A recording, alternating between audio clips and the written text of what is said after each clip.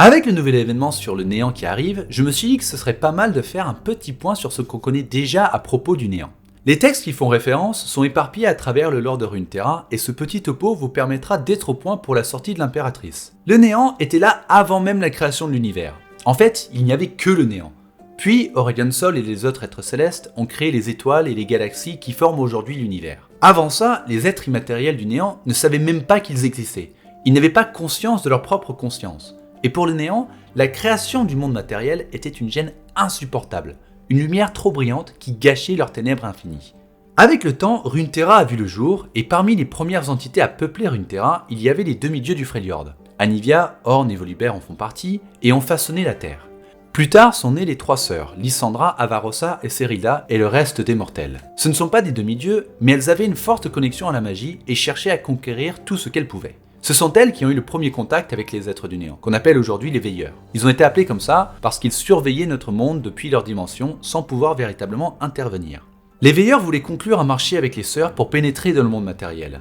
Ils disaient vouloir apporter la paix et tranquillité du vide total et éternel en revenant à l'inexistence. Lysandra a été séduite par ce que les veilleurs avaient à offrir, mais ses sœurs refusaient d'être assouvies par les veilleurs. Un conflit entre les sœurs a éclaté, culminant en une grande bataille devant la forteresse de Lysandra. Pendant ce conflit, le néant a réussi à traverser le voile entre les mondes. Mais les premiers veilleurs à passer ont été terriblement désorientés par la réalité matérielle. La matière, le temps, la douleur, ils ne connaissaient pas tout ça. Enfin confrontés aux veilleurs et leurs vrais désirs, Lysandra a vu son erreur et a sacrifié ses sœurs et leurs armées pour lancer un sort extrêmement puissant et enfermer les veilleurs dans la glace pure de l'abîme hurlant. Petit aparté, c'est Ornn qui a creusé cet abîme et crafté le pont qui le traverse. On sait aujourd'hui que la glace pure du sort de Lysandra a commencé à fondre, ce qui présage le retour du néant au Freljord. Une autre tentative du néant pour conquérir Runeterra, c'était pendant la bataille à Ikatia. En voulant se séparer de l'empire de Shurima, la ville d'Ikatia a utilisé un artefact extrêmement puissant qui a déchiré le voile entre les mondes, et permis au néant de faire irruption et apporter la destruction de Runeterra. Heureusement, les guerriers dieux transfigurés de Shurima ont réussi à emporter la bataille et refermer les failles, mais ça a laissé des cicatrices entre les mondes, et la fragilité du voile devient de plus en plus apparente. Les transfigurés ont également fini par sombrer dans la folie d'avoir été en contact avec la puissance incommensurable et incompréhensible du néant. Couplé à la mort de l'empereur du Azir, avec le temps ça a mené à la guerre des Darkin. Mais ça, c'est une autre histoire. Dans l'histoire d'Aurelion Sol, Aube Jumelle, on apprend également qu'il y a eu une instance dans le passé où Panthéon, la manifestation de la guerre, a invoqué le pouvoir d'Aurelion Sol pour refermer une énorme faille du néant. Cette faille était différente des autres. Aurelion Sol a remarqué une certaine intelligence derrière, puis entendu une entité du néant se moquer de lui de l'autre côté du voile entre les mondes. Dans sa colère, il a démoli la montagne et tout ce qui s'y trouvait, y compris la faille et l'incarnation physique de Panthéon. On sait qu'il existe également une faille vers le néant dans les océans. C'est le peuple de Nami, les Marailles, qui s'occupe de le surveiller grâce à un artefact donné par la manifestation de la lune. Dans la Runeterra contemporaine, Malzahar, un homme doté de pouvoirs prémonitoires, a vu le néant à ce qui reste de Ikatia et ça l'a transformé. Il est devenu un prophète du néant, avec la capacité de déchirer le voile et faire sortir de la terre des créatures des abysses qui apportent la destruction et dévorent tout sur leur passage. Kassadin a perdu sa fille et sa femme à cause de Malzahar et sa quête, et depuis, Kassadin a réuni toutes les armes et artefacts qu'il pouvait pour lutter contre ces créatures.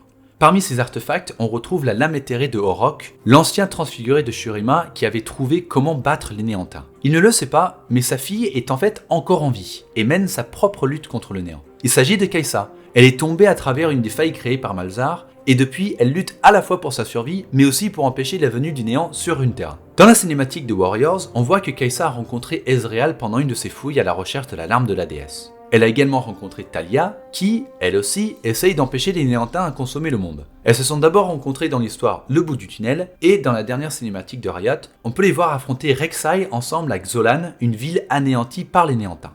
C'était en fait le premier teaser de l'événement sur le néant. Maintenant, on a deux nouveaux teasers pour le prochain champion, l'impératrice du néant.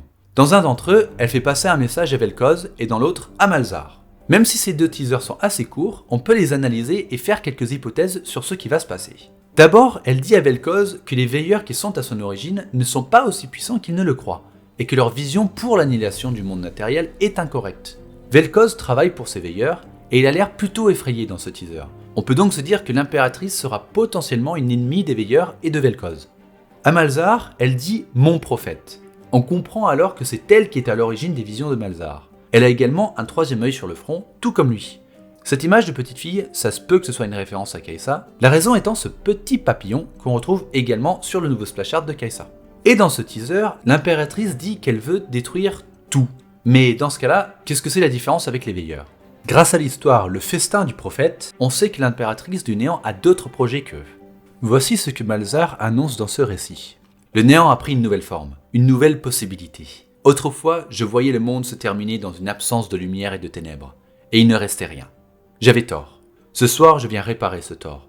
Ce soir, je me confesse auprès de vous, mes enfants. Le néant a parlé, et désormais, sous sa mère de lavande, elle veut. Elle vous veut, vous, vos expériences, votre existence. Elle veut tout. Moi, je pense que les veilleurs et l'impératrice veulent en réalité faire la même chose, mais pour des raisons différentes. Pour les veilleurs, détruire le monde matériel et anéantir tout ce qui existe, ce serait pour retrouver la paix de la non-existence qui a précédé la création de l'univers. Mais pour l'impératrice, elle veut plutôt consommer le monde et absorber tout le savoir qu'il contient. Devenir omniscient en quelque sorte. Maintenant, la question que je me pose, c'est est-ce que l'impératrice est une création des veilleurs, comme Vel'Koz, ou bien une entité à part entière?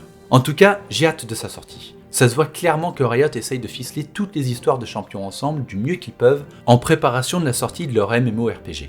Les événements comme la ruine de Viego et maintenant l'impératrice du néant, mais aussi les nouvelles, les bandes dessinées et les cinématiques, pour moi ce sont des petits aperçus de ce que Riot nous prépare avec ce MMO et j'adore.